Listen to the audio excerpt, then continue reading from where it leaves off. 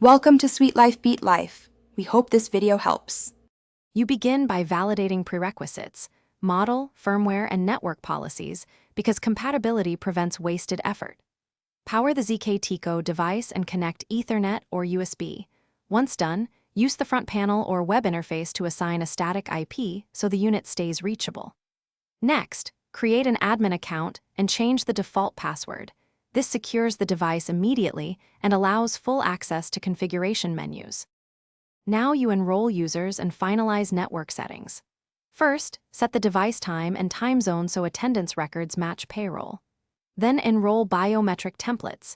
Scan each finger or face twice, assign user ID and access groups. This reduces false rejects.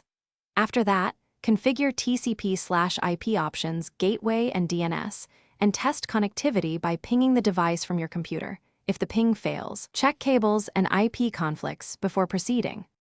Finish by integrating the device with your attendance system. Use the vendor SDK or enable HTTP push so logs flow automatically. Once integrated, schedule regular backups and export user templates to a secure location. This preserves data during firmware updates.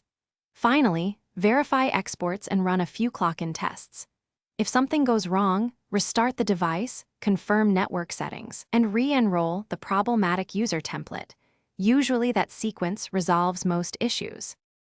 Thanks for watching. Consider subscribing if we helped you.